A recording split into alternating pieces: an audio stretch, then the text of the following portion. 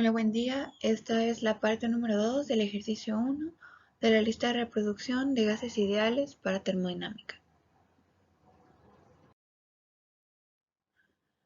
Bueno, nuevamente tenemos el enunciado. Tenemos que calcular el volumen del dióxido de carbono a condiciones estándar, o sea, 25 grados centígrados, una atmósfera de presión. Pues asumimos que el gas tiene un comportamiento ideal. Bueno, en la primera parte se vio el procedimiento para obtener el volumen mediante la fórmula de densidad. Ahora vamos a obtener el volumen mediante la fórmula de los gases ideales.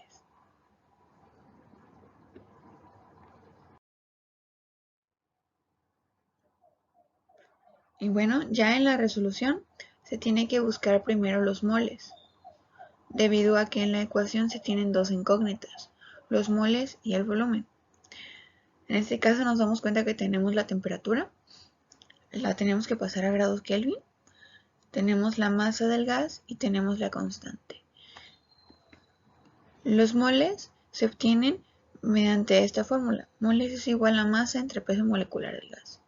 El peso molecular del gas se obtiene de manera sencilla buscando en la tabla periódica debido a que se conoce la identidad del gas. Entonces, requerimos primero el peso molecular del gas antes de sacar los moles.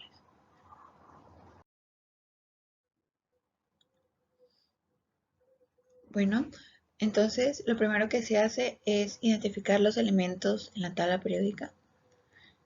Vemos que tenemos el carbono y el oxígeno aquí. Y vemos que tiene el oxígeno aproximadamente 16 gramos sobre mol y el carbono 12 gramos sobre mol.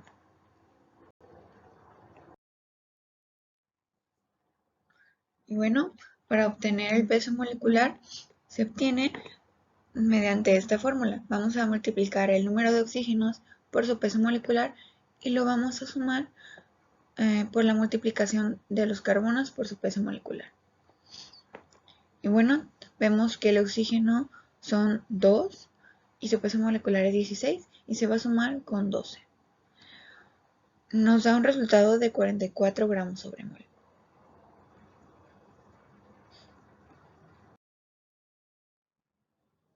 Bueno, ahora sí, en la búsqueda de los moles, se obtienen mediante esta fórmula, la cual fue vista anteriormente, y vemos que tenemos la masa, que fue dada en el problema, y el peso molecular, que se calculó anteriormente. Vemos la sustitución, y finalmente el resultado, que es 0.0568 moles. Y vemos las dimensiones. Bueno, por ley de la tortilla se sabe que estos se quedan abajo y los extremos se quedan en la parte de arriba.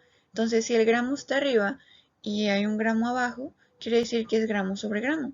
Entonces, se va a eliminar o se va a hacer 1. Y el mol se queda en la parte superior, que sería la razón por la cual tenemos mol.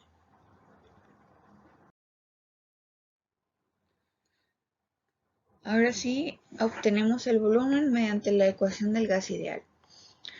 Bueno, básicamente se realiza un simple despeje para obtener nuestro volumen y vemos que ya contamos con cada uno de los datos. Contamos con los moles que se calcularon anteriormente, con la constante de los gases ideales, con la temperatura en Kelvin que fue dada en el problema y con la presión que también fue dada en el problema. Se realiza una sustitución de los datos y finalmente el resultado es 1.3896 litros. Nos podemos dar cuenta que los litros es la única unidad de volumen. Sin embargo, se puede comprobar mediante un análisis dimensional.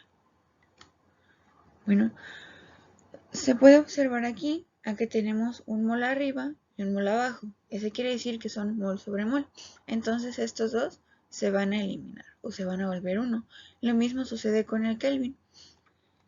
Y nos queda lo siguiente. Ahora se realiza una ley de la tortilla. Esta parte se queda en la parte inferior y los extremos se quedan en la parte superior. Vemos que atmósferas por atmósferas se eliminan y se queda litros. lo cual nos podemos dar cuenta que efectivamente los litros es la unidad. Y bueno, ya para terminar tenemos nuevamente nuestro enunciado, por lo que podemos afirmar que para el dióxido de carbono a 25 grados centígrados, una atmósfera de presión con una masa de 2.5 gramos va a tener un volumen de 1.3896 litros. Podemos cotejar este dato con el obtenido en la primera parte y nos podemos dar cuenta que es aproximado.